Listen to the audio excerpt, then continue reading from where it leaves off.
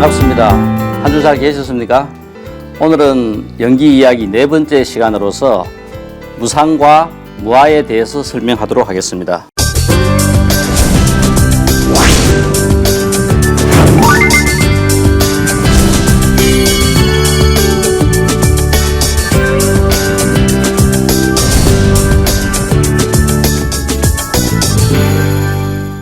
불교는 알고 보면은 간단하고 쉬워요. 세상이 어떻게 존재하느냐에 대한 그 법칙이 연기의 법칙입니다. 그리고 세상에 존재하는 내용이 속성이 무엇인지 우리가 그것을 무상과 무아라고 이야기합니다. 시간적인 관점에서 이해할 때는 무상이고 공간적인 관점에서 이해할 때는 무아입니다. 이것을 저희들은 이번 시간에 한번 공부해 보도록 하겠습니다.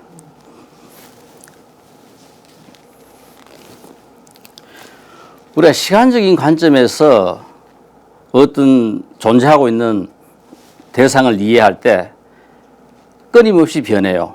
시간이라는 것은 우리가 어릴 때 태어나서 지금까지 이렇게 커왔듯이, 그리고 또 세상에 존재하고 있는 이 불교 방송국도 저희들이 지난주도 왔고 이번주도 왔지만은 지난주 틀리고 이번주 또 변하고 달라진 것을 우리가 그냥 볼 때는 변하지 않은 것 같이 보고 있지만은 실제 이 존재하고 있는 모든 것들은 끊임없이 변합니다.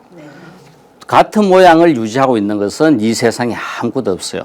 그래서 우리는 그것을 무상, 상, 일정한 모양을 가지고 있는 것은 아무것도 없다고 이야기합니다.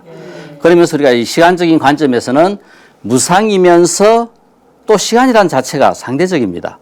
절대적인 것은 없어요.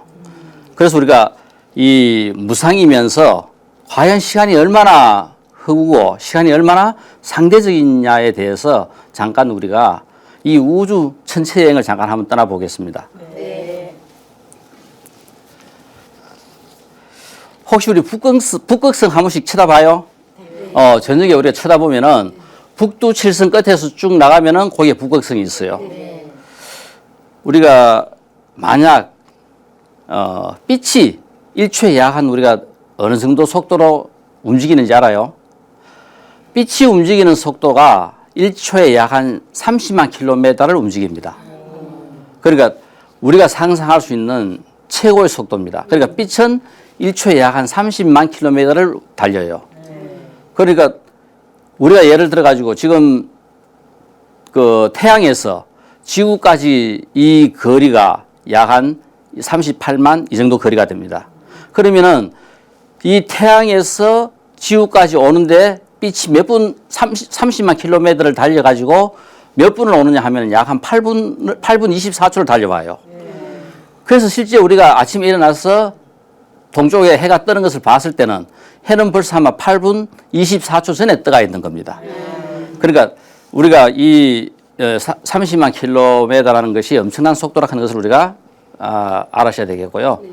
그러면은 이 북극성이라는 빛이 1년 동안 가는 거리를 우리는 1광년이라고 이야기합니다. 1광년. 그러니까 30km씩 달려가지고 1년을 달리면은 그러다 우리가 1광년이라고 이야기해요. 우리가 이 우주가 얼마나 큰지를 한번 상상을 해보시면은 지금 지구에서 북극성이 떨어져 있는 위치를 우리가 생각해 본다면은 북극성은 약 한 500광년에서 1000광년 정도 떨어져 있어요. 그러니까 빛이 1초에 30만 킬로미터를 달려서 약 한 500년 이상 달려가면은 그 위치에 지금 북극성이 있습니다. 그렇게 멀리 북극성이 떨어져 있어요. 자, 그러면 우리가 예를 들어 가지고 오늘 이렇게 공부하고 만약 그 저녁에 바깥에 보니까 바깥에 저녁 하늘을 쳐다봤는데 북극성이 폭발하는 것을 봤어요. 그 북극성이 폭발하는 것을 지금 우리는 이 순간 봤지만은 실제 그 북극성이 폭발한 것은 500년 전에 폭발한 것을 우리는 지금 보는 거라요. 500년 동안 달려온 그 빛에 의해 가지고 지금 우리는 보고 있고, 그래서 실제 우리가 오늘 저녁에 북극성이 폭발한 것을 봤지만은 실제 그 북극성은 500년 전 고려 27대 충수광 때 그 북극성은 폭발한 거라요. 만약 우리가 지구 중간에 A별이라는 약 한 300광년 정도 떨어져 있는 A별이 있다고 합시다. 그럴 때 A별에서 만약 우리가 북극성이 폭발하는 것을 봤다면은 그 북극성은 약 한 1619년에 폭발하는 것을 그 별에서는 본 거라요.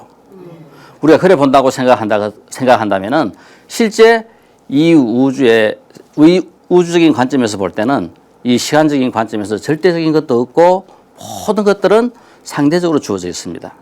그래서 우리가 끊임없이 변해가는 이 상황 속에서 그리고 또 우리가 절대적인 어떤 이런 개념이 없다는 것을 생각한다면은 우리가 결국은 이 무하락하는 설명이 곧 들어가겠는데요. 잠깐 무하락 설명하고 갈까요? 자, 우리가 시간적인 개념에서는 잠깐 한번 살펴봤습니다. 그럼 공간적인 관점에서 우리가 한번 살펴본다면은 이 공간적인 관점에서도 우린 이 우주 전체가 전부 다 연관되어 있는 어떤 하나의 실체라요.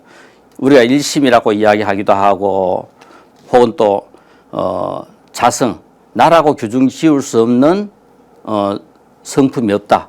무자성. 그래서 우리가 불교를 처음 공부할 때 부처님께서 깨친 연기, 그리고 또 그것은 대성 불교로 넘어오면서 공이다. 그래서 그것은 무자성이다. 꼭 우리가 이야기했는 이 불교가 갖고 있는 가장 핵심적인 내용입니다. 그래서 우리가 이 무하락하는 것은 우리는 전부 다 지금 나가 있다고 생각해요. 이 몸뚱이를 이루고 있는 나를 나라고 생각하기 때문에 가능하면은 내 것을 만들려고 합니다. 그래서 우리는 욕망을 일으키고 집착을 하고 소유하려고 해요. 나라는 것이 있다고 생각하기 때문에 소유를 하려고 애를 씁니다. 근데 만약 우리가 이 나라는 것이 없다고 생각한다면은 우리는 소유의 개념을 벗어나서 관계성을 이해를 할 수 있어요. 우리는 추락고 예를 들어가지고 어떤 아름다운 마음을 일으켰다. 끝없는 자비의 마음을 일으켰다. 그 끝없는 자비의 마음을 일으키고 끝없는 아름다운 마음을 일으켰을 때 사람이면 사람, 산이면 산, 불교 방송국이면 불교 방송국 서로 공감을 하고 했으면은 그것으로 우리가 관계가 끝나는데 소유락하는 관점이 있으면 자기 걸로 만들려고 해요. 집착을 해요.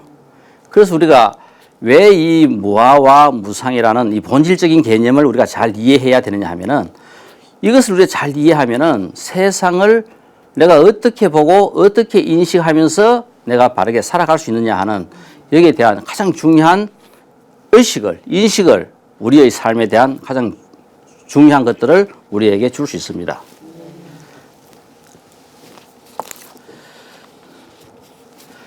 혹시 부처님께서 만약 이 자리에서 지금 부처님이 계시고 우리가 지금 부처님한테 이제 묻습니다.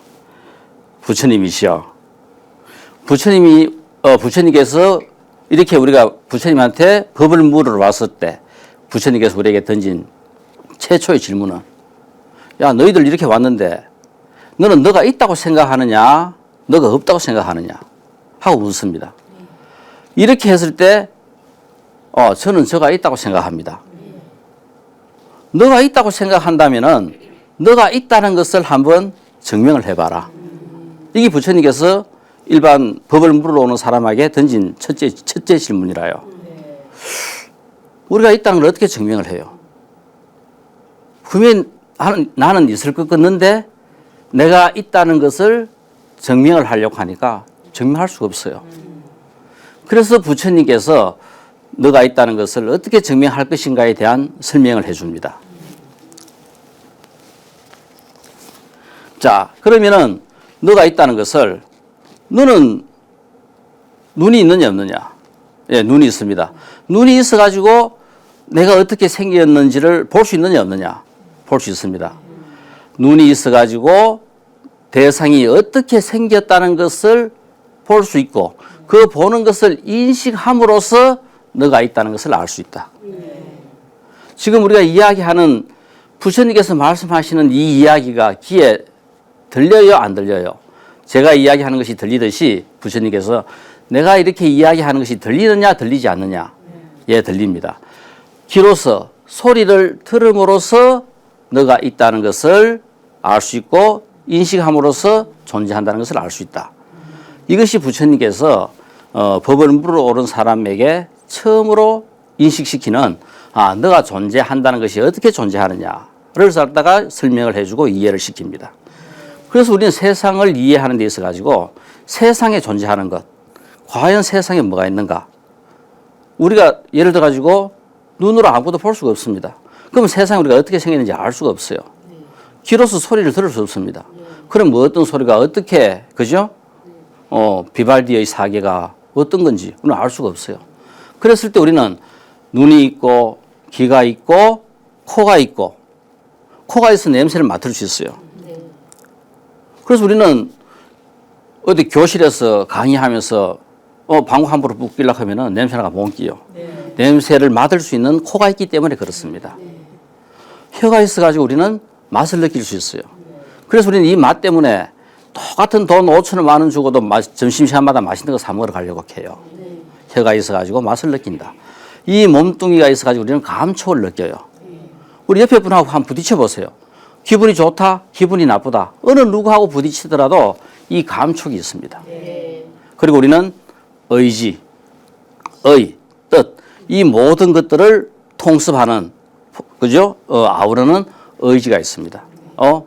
기분이 좋네, 기분이 나쁘네, 갈까, 말까, 마음에 든다, 마음에 들지 않는다.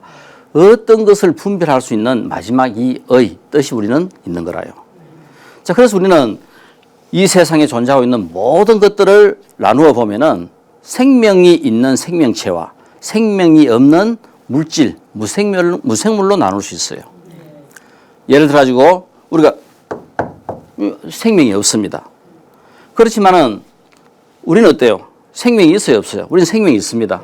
그러니까 때리면은 우리가 아프다는 것을 느끼고 싫고, 그죠? 또 누구하고 기분 좋게 악수하면은 즐겁고 기분 좋고. 우리가 의식이 있다, 의식이 없다.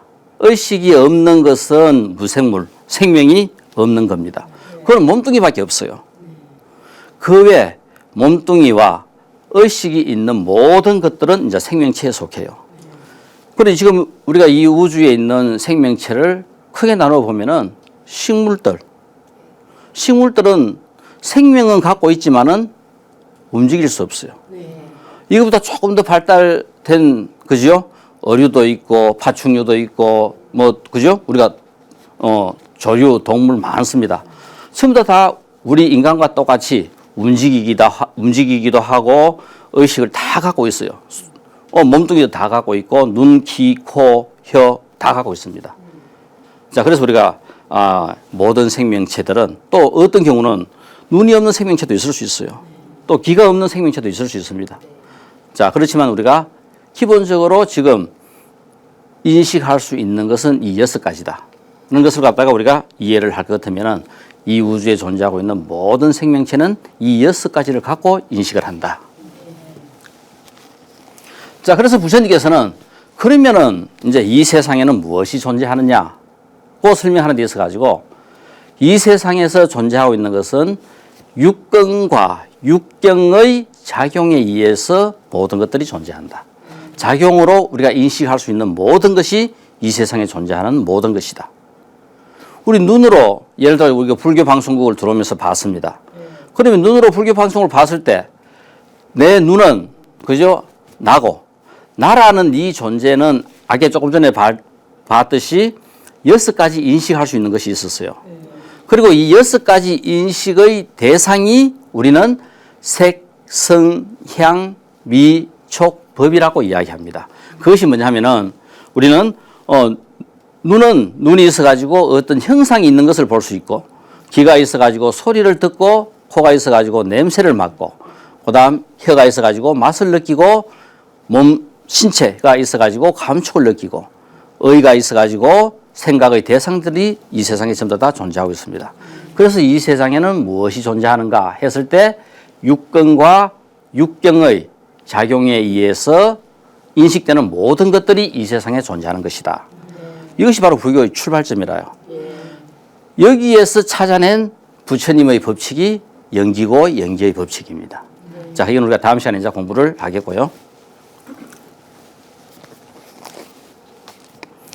자, 이제 무아를 설명하려고 하니까 이제 존재하는 것을 설명을 했어요. 그래서 우리가 이 세상에 존재하고 있는 모든 것들은 실제 의식이 없는 것도 있고 의식이 있는 것도 있다.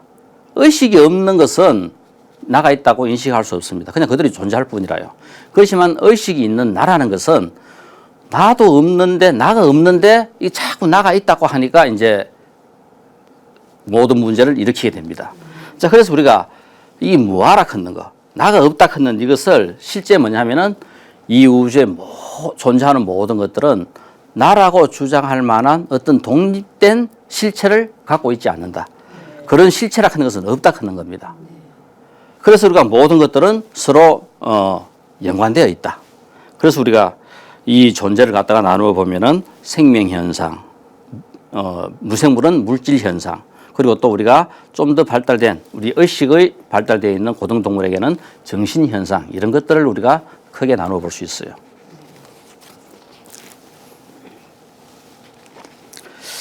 자, 그러면 어떻게 해서 좀 더 하나로 우리가 연결되어 있다고 하나라고 생각할 수 있고 어떤 나라고 주장할 만한 독립된 어떤 그 성품이 없다고 우리가 알 수 있겠는가?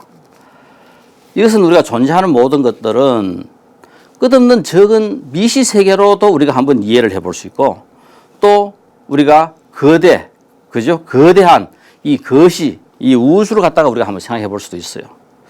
그럴 때 우리가 이 과학이 발달됨에 따라 가지고 어떤 물질을 처음에는 물질 자체만을 이해를 하다가 이걸 갖다가 나누어 보니까 이 물질이라 하는 것은 분자로 이루어졌더라.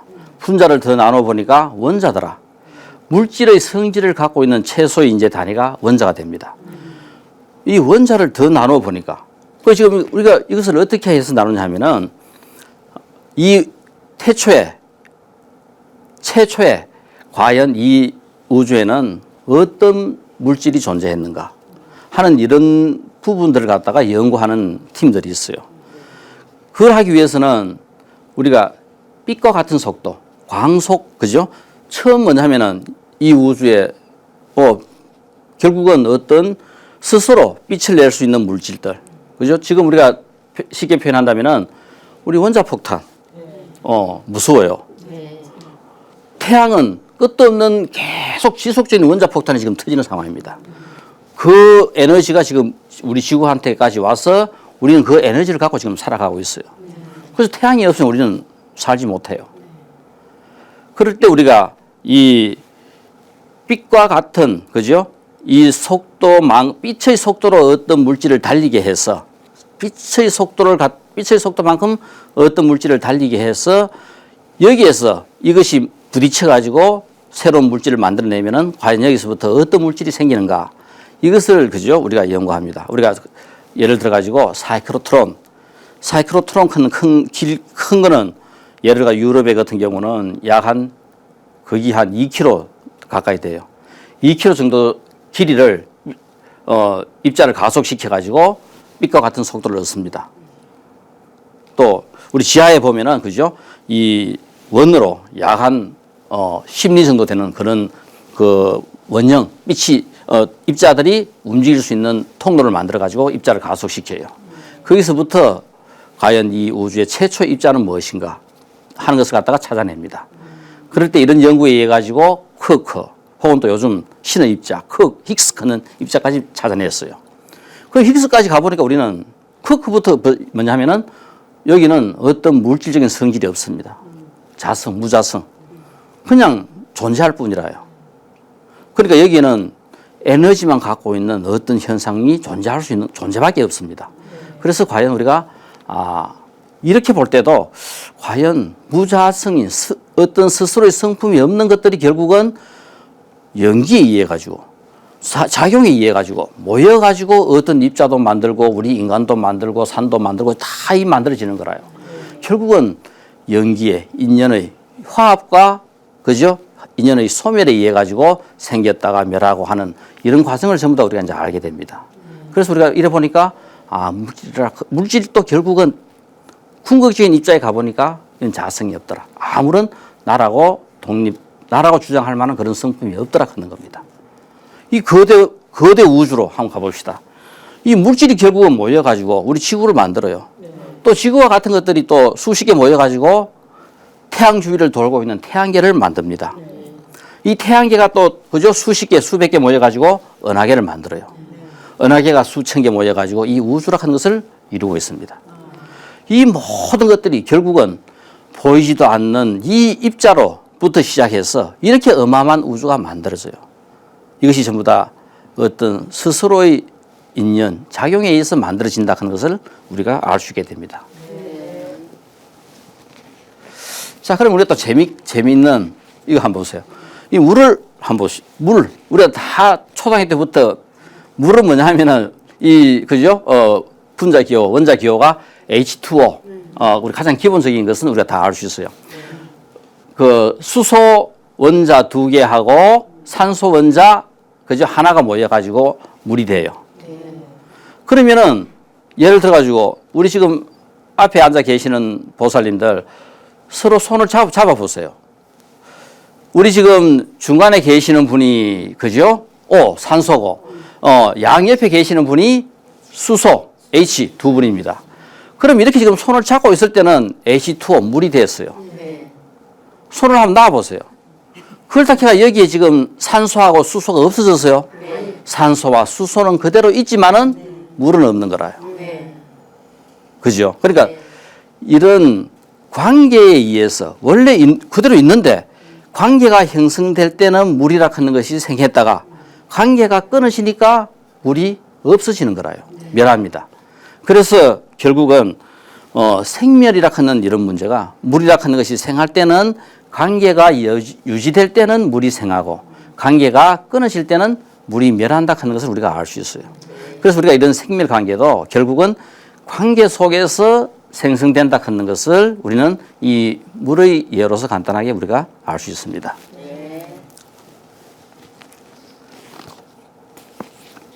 자, 그래서 우리가 이런 생명 현상을 처음으로 그죠? 과학적으로 우리가 부처님의 이 연기의 법칙과 같이 위대한 발견들이 이 지구에는 몇 개 있어요. 그것이 우리가 무생물을 갖고 연구를 하는 사람들, 이런 과학자들도 있고 또 생명체를 갖고 연구하는 사람들도 있습니다. 그럴 때 우리가 그러니까 뭐냐면은 이 지구에는, 이 우주는 과연 어떤 힘들이 있을까, 어떻게 작용할까 하는 이런 문제에서 우리는 지난 시간에 혹은 뉴턴의 만류인력이라든가 아인슈타인의 상대성 원리라든가 이것이 결국은 시간과 공간 속에서 어떤 물체가 존재할 때 물생물들의 이 역학 관계를 갖다가 풀어낸 그죠? 우리 인류에 기한 최대의 업적들이 이제 만류인력이고 이 상대성 원리입니다. 결국은 이 상대성 원리가 처음 이제 나오면서 우리는 지금부터 초등학교부터 명상의 시간이 들어가야 된다고 이야기할 만큼, 즉 뭐냐면은 우리가 인식하는 세계는 기본적으로 3차원 세계라요. 즉 3차원이라 하는 것은 우리가 이 공간 속에서 교수님이 어떻게 생겼다, 그죠? 우리 PD님이 어떻게 생겼다, 우리 보살님이 어떻게 생겼다. 전부 다 얼굴이 보면 똘방똘방하구나. 보면은 알 수 있어요. 그런데 우리가 상대성 원리에서 가장 기본적인 개념은 이 세상에 존재하고 있는 것은 시간과 공간이라 하는 것이 분리된 게 아니다 하는 겁니다. 같이 존재해요. 공간이 움직이니까 그게 시간입니다. 그러니까 같이 존재하니까 4차원이라 하는 개념이 나와요. 그러니까 그냥 형상은 우리 눈으로 보면 알 수 있지만은 이 형상을 넘어서 시간과 관계된 4차원의 어떤 개념을 이해하는 데는 인식이 필요한 거고, 그래서 명상이라 하는 것이 초등학교 수업부터 이것이 들어가야 되지 않나 하고 주장을 했습니다. 지금은 이 명상이라 하는 것이 전 세계 보편화됐어요. 서구 유럽 사회에서 퇴근하고 나면 누구나 다 1시간 정도 명상하고 집에 들어가요. 아마 우리나라에도 그런 붐이 그죠? 상당하게 일고 있어요. 불교가 해야 될 역할이 아마 훨씬 더 크다고 봅니다. 자, 여기서 우리가 어떤 생명 현상을 최초로 과학적으로 다루고 체계화시킨 사람이 다윈이라요. 이 다윈은 아마 서구 과학자로서 그죠? 최초로 이제 신에 도전한 사람이 되겠는데 이 다윈의 이 종의 기원에서 인류 역사상 가장 위대한 책 중에 한 권입니다. 이 종의 기원에서 진화를 이야기하고 또 생명이라 하는 어떤 이런 생명체를 그죠? 특정 지우고 있는 이런 것들이 다음 세대로 물려줄 수 있는 뭐를 갖고 있다고 이야기를 해요. 그 지금 이 이야기 내용으로 보면은 어떤 전생이 있고 이 현생이 있고 그죠? 또 이것이 또 앞에 다음에 태어날 내생하고 관계되는 어떤 문제가 될 수 있는 상황이 됩니다. 자, 그래서 우리가 이 다윈이 최초로 생물학적인 어떤 이런 정보, 우리가 평생을 살고 나면은 내 속에 들어있는 이런 정보들을 다음 그죠? 세상에 다음 삶에 전달할 수 있는 어떤 매개체적인 역할을 할 수 있는 그런 정보를 내가 갖고 있다가 다음 생명에게 전달한다 하는 이것을 최초로 그죠? 이야기를 이제 하게 됩니다. 이제 이거를 갖고 좀 더 이제 구체적으로 이제 멘델이라는 사람이 이제 이것을 연구함으로써 우리가 이야기하는 유전자. 지금 우리가 유전자 하는 이야기 이것을 최초로 그죠? 정의를 한 사람이 멘델이 유전자를 정의하고 멘델의 법칙을 그죠? 발견합니다. 그리고 윌슨과 크릭이 최초로 이 유전자가 이 DNA 구조를 갖다가 밝혀냅니다. 그래서 지금 우리 인류는 또 상상도 할 수 없는 새로운 이제 도전을 하게 되고 그래서 우리 인류 역사상 새로운 어떤 거죠? 하나의 이정표가 되는 1996년에 단세포 생물의 게놈 지도를 전부 다 풀어내요. 우리는 지금 뭐냐면은 인간은 게놈이 몇 개냐 하면은 24개의 게놈을 갖고 있어요. 그래서 남자와 여자는 23개의 게놈은 다 똑같아요. 단지 하나가 성염색체 하나가 남자는 XY고 여자는 XX라요. 그래서 우리가 이걸 이제 조사하면은 조상이 누구고 몇 대 올라가면은 그죠 모든 이런 유전 정보를 갖다가 전부 다 알 수 있고 바뀔 수 있는 거라요. 이 게놈이 우리는 24개니까 이 게놈의 조합을 하면은 어마어마한 그죠 경우의 수가 나옵니다. 단세포처럼 크면은 게놈이 한 개인 거예요.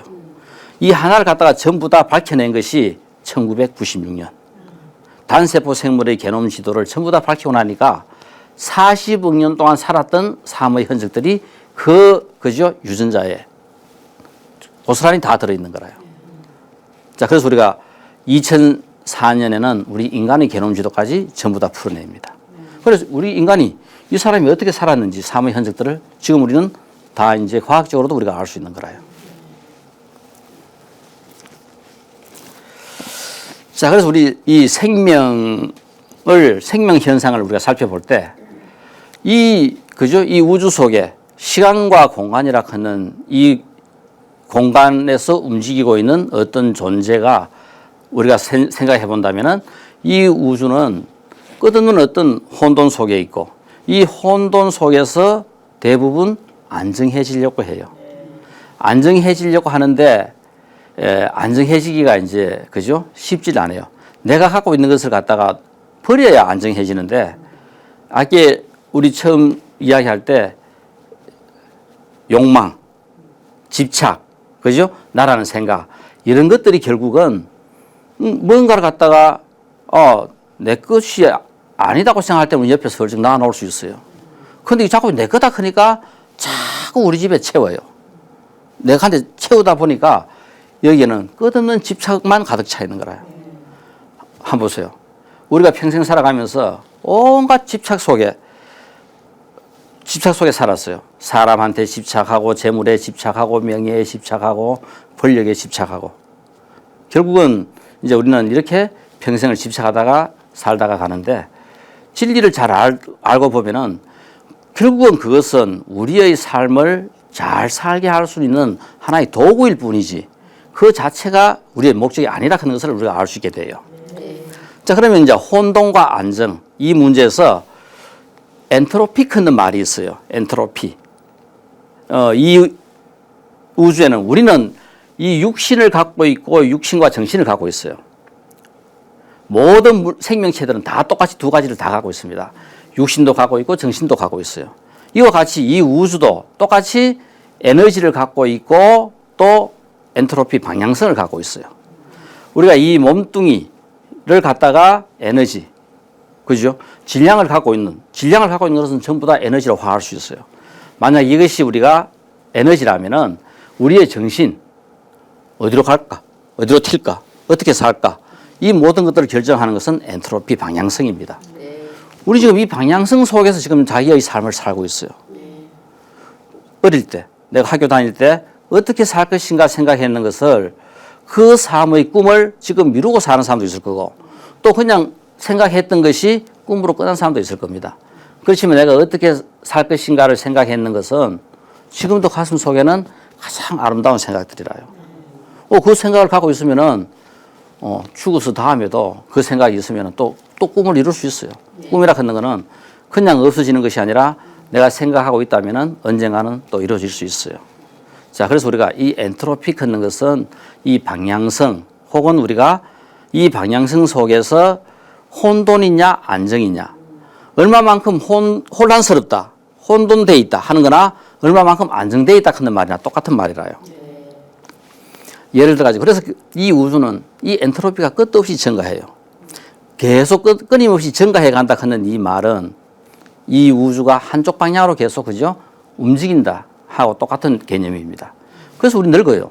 나이가 들고 병들고 늙는 것이 비가역적 현상. 만약 그걸로 돌아간다 하면은 우리는 다시 젊은 시대로 돌아갈 수 있는데 못 돌아가요. 왜? 한쪽 방향으로만 흘러가니까 우리가 다시 젊어지지를 않습니다. 이와 같이 이 엔트로피는 끊임없이 계속 증가해요. 그래서 엔트로피가 결국은 한없이 증가하다 보면은 뭐 종말이라든가 멸망이라든가 그죠? 이런 상황까지 올 수 있겠죠. 그래서 우리가 그런 것이 이제 안 오도록 어떻게 해야 돼요?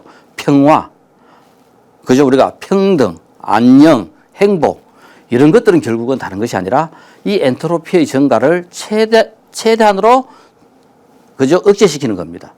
그죠? 적게 하는 것들이라요. 자, 그래서 우리가 예를 든다면은 지금 오늘 저는 대구에서 올라오면서 KTX를 타고 왔어요.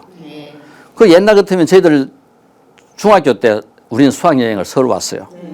그래서 서울 올 때 우리가 12시간 기차를 타고 왔는데 그때는 자기 자리가 없어요.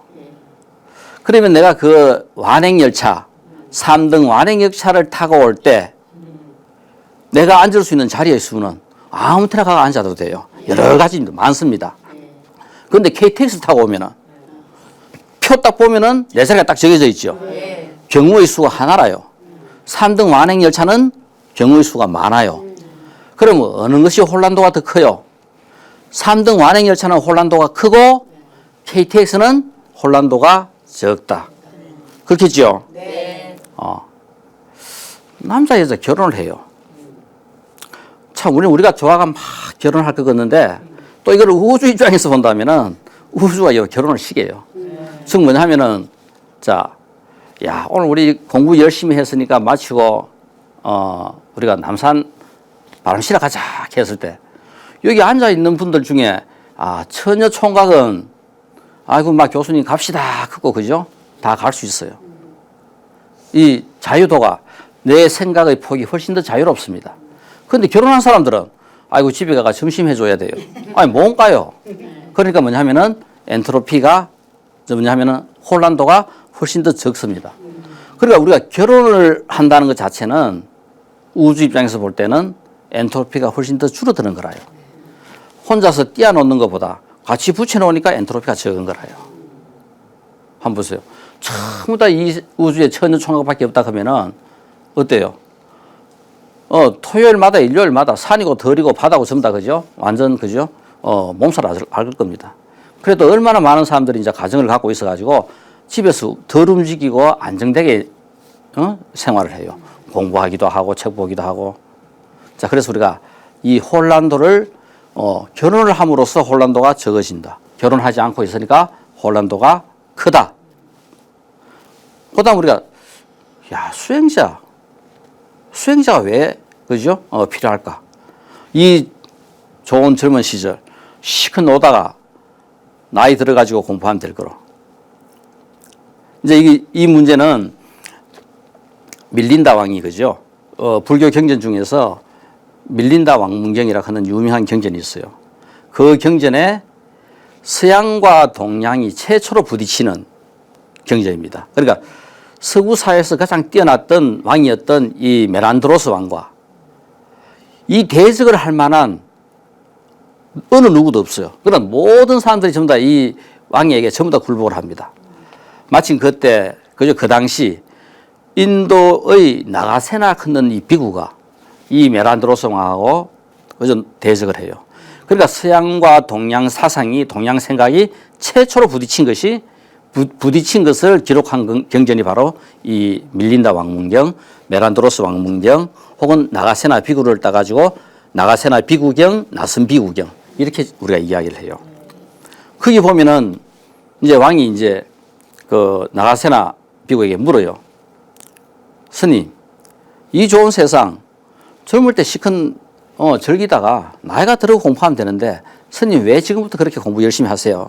그거 물으니까 이제 이 나가세나가 대왕이시여, 당신은 전쟁을 잘해요 못해요? 하고 물어요. 난 아직까지 전쟁에 패해본 적이 없다. 완성이다. 그거 이제 이야기합니다. 그러면 대왕께서는 전쟁할 때 양식을 몇 년치 양식을 준비해요 안 해요? 다 준비합니다. 우물을 파가지고 물도 준비해요 안 해요? 합니다. 성을 쌓아요 안 쌓아요? 성을 쌓습니다. 대왕이시여, 대왕이 전쟁에 그렇게 이길 수 있었던 것은 사전에 이 모든 준비를 잘했기 때문에 전쟁에 이기는 겁니다. 대왕이시여, 우리가 젊어서부터 공부해야 되는 것도 다른 것이 아니라 이 전쟁과 같이 우리의 삶에서 우리는 잘 살기 위해서 행복하게 살기 위해서는 그죠? 늙고 병듦이 오기 전에 젊었을 때 우리는 공부를 해야 되는 것이 전쟁의 이치와 똑같은 것입니다. 그거 왕을 설득시켜요. 거기서 우리가 이렇게 그죠? 전쟁, 엔트로피가 순간적으로 제일 커지는 게 전쟁입니다. 혼란이 가장 커지는 거잖아요. 이 지구상에서 전쟁이 일어날 때는 이 엔트로피가 상상도 할 수 없는 그 엄청나게 그죠? 커지는 게 바로 이제 그 전쟁이라요. 왜 수행자가 필요한가? 자, 우리가 결혼해가 같이 살면은 경우의 수가 엄청나게 많아요. 친정 집에 가고 시집에 가고 뭐 하고 움직일 거 많습니다. 그런데 수행자 혼자 선방에 딱 들어앉아 있습니다. 움직일 일이 없어요. 혼자 잘 살면은 정말 세상의 복전이라요. 그래서 부처님께서는 이 세상에 수행자가 가장 큰 복전 중에 하나라고 이야기합니다. 다른 것이 아니라 그것이 엔트로피의 증가를 최소화시켜요. 혼자서 가만 수행하고 있다면 생각 한 가지 생각, 움직임도 없고, 그러니까 경우의 수가 하나밖에 없는 거라요. 그런데 결혼해가 같이 살면은 한 60점짜리 삶은 살 수 있어요. 그렇지만은 그 이상 살려고 하면 어마어마하게 힘이 드는 거라요. 그래서 우리가 수행자라는 이 집단이 이 세상에 얼마나 그죠? 긍정적으로 좋은 역할을 하는지 이 우주의 존재에서 보더라도 우리가 알 수 있습니다. 그런데 우리 간혹 이제 이런 생명 현상, 이 몸뚱이를 갖고 있으니까 우리는 이런 생명 현상과 우리는 끝없는 분별도 하고 의식도 하고 하는 이 정신, 그죠? 현상하고 두 가지를 우리가 다 갖고 있어요. 우리 몸에 암이 생겼다. 암이라 하는 것은 이 우리 몸뚱이도 끝없는 조화와 질서 속에 있어요. 한번 보세요. 그러니까 우리 위, 세포가 끊임없이 계속, 그죠? 죽어나가고 새로 생기고 해가지고 항상 일정한 모양을 이루고 있어요. 간, 항상 똑같은 세포가 죽어나가고 생기는 세포가 같기 때문에 일정한 모양을 이루고 있습니다. 그런데 이제 혹이 생긴다. 결국 이제 이 암이라 하는 것은 다른 세포보다도 이 분열이 훨씬 더 빨리 하는 거라요. 그러다 보니까 없던 혹이 생겨가지고, 그 혹 때문에, 그죠? 없는 부위 때문에 우리가 죽어요. 암이라는 것은 우리가 그죠? 그냥 생기는 것은 아니겠지만은 우리가 몇 생 동안 우리가 생각이 혹은 행위가 그죠? 잘못된다면은 그런 암이 이제 생길 수 있는 거라요. 그러니까 우리가 끝없는 조화와 질서 속에 있어야 될 우리의 삶이 조화가 깨어지면은 우리의 이 육신에 생기는 것은 암이 되는 거라요. 그리고 또 우리의 정신도 똑같습니다. 우리가 끝없는 질서와 조화 속에 있는데 이 정신에서 정신분열증이라든가 혹은 우울증이라든가 이런 정신병을 앓는 것도 다른 것이 아니라 이 조화와 질서가 깨진 상태에서 생기는 것이 정신병이 되는 거라요. 그래서 우리가 이 육신에 생기는 암 혹은 우리 정신에 생기는 정신병 이런 병들은 그죠? 고치기가 쉽지도 않지요. 이것을 고치려고 하면은 많은 수행과 노력과 애를 써야 우리가 그죠? 가능해요. 우리 전부 다 누구나 다 암에 걸릴 수 있어요. 그렇지만 이 생을 잘 살면은 전부 다 암이 안 걸리고 그냥 넘어가요. 그렇지만 또 이 생을 잘못 살아버리면은 암이 나타나는 거라요. 다 우리는 약 한 40, 그죠? 한 7, 8% 정도의 암에 걸릴 수 있는 가능성을 갖고 있지만은 한 생을 잘 살면 암이 안 걸리고 또 이 생을 그죠? 그냥 흥청망청 살다 보면은 암이 나타나게 되는 겁니다. 자, 그래서 우리가 이 생이라 하는 것은 세포핵과 세포질 등의 결합과 조화 상태가 유지되는 거고 또 멸이라 하는 것은 이 관계가 단절되는 거다. 아까 우리가 물을 봤듯이 그래서 똑같이 이제 이해를 할 수 있게 됩니다. 생과 멸의 관계를. 자, 우리가 생과 멸의 관계를 이해하고 나면은 생과 멸이 대풀이 되는 것을 우리는 윤회라고 이야기해요. 자, 우리가 김종신 장군 전생이 고구려의 추남이라는 어떤 예언가였다. 그럴 때 이 예언가가 얼마나 예언을 잘했는지 왕이 미워 죽었는 거라요. 그래서 한 번은 그 예언가를 불렀다가 통 속에 뭐가 들었느냐? 예, 예를 들어 가지고 쥐가 한 마리 들어 있습니다. 쥐가 들어 있습니다. 맞다. 쥐가 몇 마리 있느냐? 쥐가 7마리 있습니다. 그러니까 거짓말 한다고 예언가가 그것도 못 맞추냐 하면서 예언가를 그죠? 사형을 시켰어요. 근데 쥐의 배를 갈아보니까 그 안에 새끼가 6마리 들어있고 7마리인 거라요. 그래서 이 추남이 바로 김유신의 전생입니다. 그럴 때 우리가 이 생멸을 하는 과정에서 우리는 지금 이 현생, 그죠? 이 현생 전에 거는 전생이고 또 이 현생 다음에 나타날 생은 내생인 겁니다.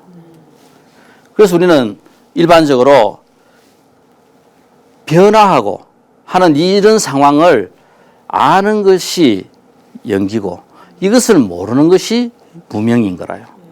그래서 우리가 변하지 않는다고 고집하는 생각은 아집이 되는 거고 변화하는 것을 지대로 잘 이해하는 것은 정견이 되는 겁니다. 이제 이것으로부터 우리가 기본적인 모든 사고들이 이제 출발을 해요. 그래서 우리가 존재가 관계가 맺어져 있음을 우리가 전부 다 이해하면은 전부 다 하나라. 우리는 전부 다 자기만이 나는 나고 너는 너고 다 분리되어 있다고 생각하는데 실제 이 모든 것들이 전부 다 연결되어 있다고 생각하고 알게 되면은 무아락하는 것을 이해하게 됩니다. 이 관계를 이해하면은 우리는 집착할 것이 이제 없어지는 거라요. 관계 속에서 끝없는 자비와 우리가 그 아름다움을 세상에 베푸더라도 그걸 자꾸 자기 소유로 하려고 하지 않는 겁니다. 소유를 넘어서서 우리가 관계를 이해할 것 같으면은 이제 조금 이제 불교적인 삶을 우리는 살 수 있게 되는 거라요. 자, 그래서 우리가 인간이 받고 있는 이 고는 그죠? 욕망 때문에 발생하게 되고 처음부터 우리가 갖고 있는 욕망 때문에 이 고통이 따르게 돼 있어요.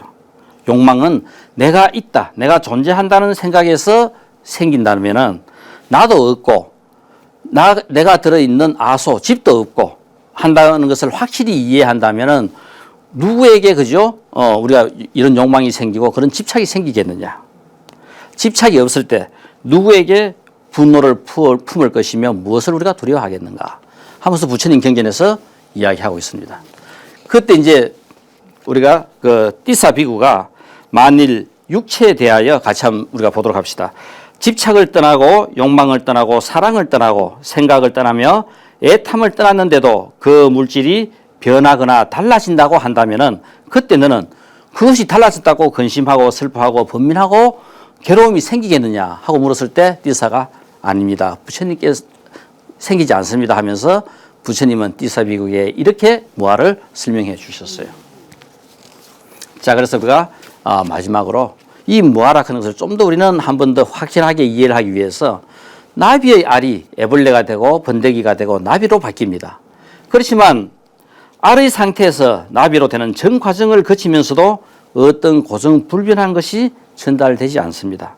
알이 변해서 애벌레가 되고 그리고 애벌레가 변해서 번데기가 되고 번데기가 변해서 나비로 될 뿐이다 하는 것이 결국은 우리가 무아락하는 이 개념을 이해하는 경전에 나오는 잡암경에서 부처님께서 이 내용을 설명하고 계십니다.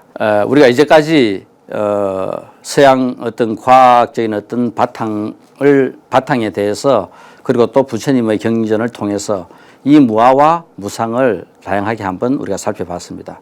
다음 시간에는 이 무아와 무상의 내용을 갖고 이 속에서 부처님께서는 어떤 법칙을 찾으셨는지 그 연기에 대해서 같이 공부해 보도록 하겠습니다.